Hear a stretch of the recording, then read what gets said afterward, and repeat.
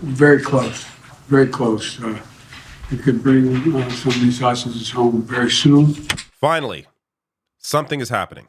So it appears, as of recording this, that Israel and Hamas are on the brink of a deal to return a good chunk of Israeli hostages for the return of some Palestinians that Israel themselves are holding. So I'm going to go over the details that have leaked thus far. This meeting is supposedly happening tonight, where they will decide, the Israeli government will decide whether or not to go through with this. And there has been some pushback from what I'm reading. There's been a lot of pushback from right-wing factions within the Israeli government, which essentially is all right-wing because of the apartheid government. But the further right-wing factions are completely against the return of the hostages because, again, their focus is completely on domination and stealing land. But because of the perception and the reality that Israel is facing right now with how they are coming off to the rest of the world, it appears they want to stop at least some of that. Now, understand here, before we even get to this deal, this is not going to end the destruction of Gaza, at least as it is currently going with the right-wing Israeli government and the acts they are committing. This will simply put a pause on some of that destruction to exchange hostages, and then likely, in all likelihood, everything will get back to what's been going on over the past month. That, as you can tell, I am having a hard time continuing to just cover this because it is just so frustrating. But let me get to so there's a few pieces that break this down, but Axios does a good, point by point breakdown, so I'll use them here. Israeli cabinet meets to vote on deal with Hamas on hostage release and ceasefire. So again, that's happening likely tonight. They write here a deal between Israel and Hamas to free dozens of hostages and declare a multi-day ceasefire is imminent and could be announced by the Qatari mediators as soon as Tuesday, two sources told Axios. So, the deal. So there are two sources said that in the first phase of the deal, it's a two-phase deal. Hamas is expected to release 50 Israeli women and children, while Israel is expected to release around 150 Palestinian prisoners, mostly women and minors. Some of the Israeli hostages are dual citizens. I just got to pause for a second here, because I'm going to get to later just the amount of Palestinians in prison in Israel and what they're in prison for. But, anyone looking at this with just a clear head, isn't it kind of bizarre that Israel is holding minors in prison? That should be an obvious red flag, let alone the, what is it now? Over 14,000 Palestinians killed since October 7th in Gaza. Around 5,000 or more of them children. But understand, these minors were held, this has been going on for decades. The apartheid, the blockade of Gaza, the different rights. Again, that's part of the apartheid. The different rights for Palestinians compared to Israelis.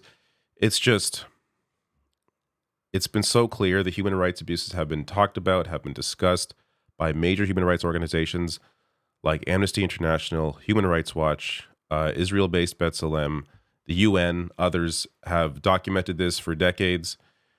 And it's really just now in the past month, there's been more of a light on it because of the level of destruction that the right-wing Israeli government has been committing in Gaza.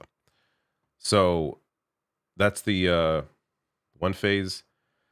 So the release of hostages and prisoners in the first phase of the deal would take place over 4 days of a ceasefire in Gaza. And according to an Israeli official who briefed reporters, Israel will not release Palestinian prisoners who have been convicted of killing Israelis, which also goes to the question, why are these people prisoners? We'll get to why. If you are not aware of just the level of human rights abuses, you will be stunned at what Israel is holding people in jail for. But, so, also part of the deal, Israel would allow around 300 aid trucks per day to enter Gaza from Egypt, and more fuel would also be allowed in during the pause in fighting. Again, worth noting, during the pause in fighting. This is not going to end what Israel has been doing, but it's going to put a pause in it for a bit. So as World Food Program writes here, around 2.2 million people in Gaza need urgent food assistance. Existing food systems are collapsing, and to reach those in need, WFP and our partners need increased access and resources like fuel, gas, and connectivity. So this has really impacted everyone in Gaza. It's not just those who were killed. We're also talking around 33,000 injured, and a lot of those injuries, serious injuries, people losing limbs. It's just the level of destruction and just the impact this will have on an entire society of people for decades and decades that it's already had on them, but now to an even higher degree. It's hard to grasp for anybody. More than 1.6 million people have been displaced in Gaza, and health officials there say the death toll has surpassed 13,000. So this is according to NBC News. I saw another report saying over 14,000, but regardless, it's a lot of people. The Israeli Defense Forces estimate 1,200 people were killed in the October 7th Hamas attack on Israel, with 236 people still held hostage in Gaza. And and the numbers revised down to reflect those who've been found dead. Some of them, as I've read in reports, were found near where Israel bombed. Because again, indiscriminate bombing of Gaza, you are likely to hit at some point the hostages that you are claiming that you care about. But there's also been at least 50 journalists, 45 of them Palestinian, killed since the war began. And that's the first 4 weeks of the conflict were the deadliest month for journalists since the organization began tracking fatalities in 92. And there's been very little discussion about this from what I've seen in places like mainstream press. I'm reading off from mainstream press here that, yes, it's important to point out here they are reliable when it comes to certain data points and facts, but when it comes to the framing and what they decide to focus on, any other country killing 50 journalists in a month would be a massive story. Israel does it, and it's a bullet point in a larger story. I'm sure maybe there's an article about this, but there has been, again, this is my opinion from what I have seen, this is my experience from what I have been reading, very little discussion about how devastating this is from a lot of outlets, just largely, mentioning it in a story, but not really emphasizing how big of a deal this is. Axios also writes here, as part of the agreement, Israel will prevent the return of Palestinians from southern Gaza to the northern part of the enclave during the days of the pause, and the IDF, again, will resume military operations once the pause is over. I just wanted to highlight that again, because this is not ending. So, this is from The Guardian here. The red is where the Israeli ground operations have reported that they have gone into, and then the orange is the furthest that it's been claimed that they have also, been there and engaging with people on the ground. So this is worth noting again. The hostages are supposed to be in the southern part. If that was the focus, why aren't they down there focused on getting out hostages as opposed to this ground invasion, bombing hospitals, schools, refugee camps, and taking over land? So I wanted to touch on some of this because this is eye-opening if you weren't aware of it. The Palestinians in Israel prisons. So, I think the comparison to the U.S. comes up in a bit here, but, the U.S. is often discussed as the place where people are most jailed in the world. It's not even close when it comes to how Israel jails Palestinians. So as they write here, many would argue that all of Gaza is effectively an open-air prison. So I've discussed this before, 2.2 million people blockaded by Israel in a tiny coastal enclave. But the number of Palestinians who have actively spent time in Israeli jails, too, is of similar order. Since 1967, when Israel occupied East Jerusalem, the Gaza Strip, and the West Bank, it has arrested an estimated 1 million Palestinians, the UN has reported. 1 in every 5 Palestinians have been arrested and charged under the 1,600 military orders that control every aspect of the lives of Palestinians living under the military occupation. That incarceration rate doubles for Palestinian men, where it's 2 in every 5 have been arrested. So it's hard to understand, how wild this is until you bring in the comparison. So by comparison, in the U.S., the country notorious for the world's largest prison population, is 1 in 200 people.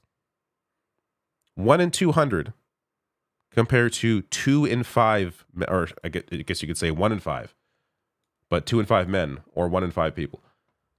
1 in 2, it's not even close. The imprisonment rate among Black Americans is more than 3 times the overall rate, but even then is a tiny fraction of an average Palestinian's likelihood of spending time in jail. So I'm sure it's because they're all criminals, right? That's why. Just all criminals.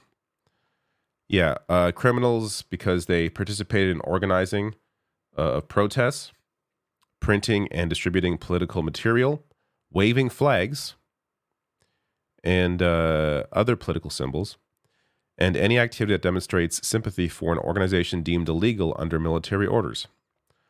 3 years later, another military order, 378, was issued by the Israeli government. This established military courts and basically outlawed all forms of Palestinian resistance to the Israeli occupation as terrorism. Hundreds of other military orders have been issued and implemented since then to curtail any Palestinian civic and political expression. This is why so many people are in prison. So many Palestinians are imprisoned by the right-wing Israeli government because they are unhappy with the fact that they are living in an apartheid state.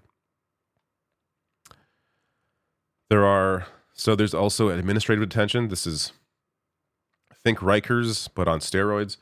1,264 Palestinian administrative detainees, which means that they are held indefinitely behind bars without facing trial or any charges. This practice, a remnant of the British Mandate era, can be extended indefinitely based on secret evidence, meaning that a detainee can spend months, if not years, in prison without being charged. So they don't like you? Oh, you're not Israeli? You're Palestinian? Let me take you in. I'm sure we'll find something. Oh, haven't found anything yet, but we're going to keep you because we are gathering evidence. Israel says the procedure allows authorities to hold suspects while continue to gather evidence. We'll find something on you. Critics and rights groups say the system is widely abused and denies due process. Clearly. All right. I'll link to this below, by the way, so you can read through. There's a lot more information in there, including how many children. So around 700 children a year are arrested or detained by the Israeli government. There is, I believe, 173 currently children detained or held in jail by the Israeli government. It's insane. Last thing, I just wanted to mention this because this, I think, potentially helps any deal happen.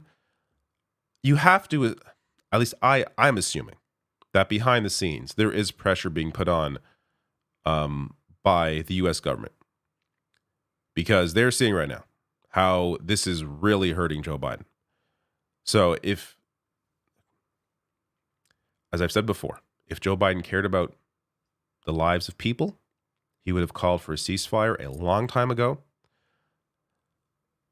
Seeing how this is hurting his numbers, this may be the one thing that makes him act, at least behind the scenes, to push to end this.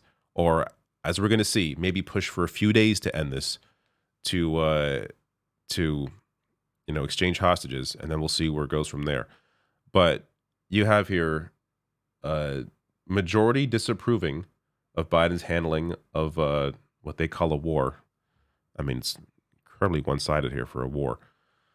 But you also have independents at 59% disapproving of what Joe Biden is doing there.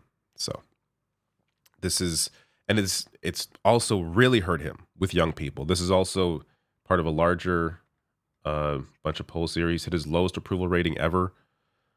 But I forget, there may be, I think it's a point here where it shows where 18 to 25 support is.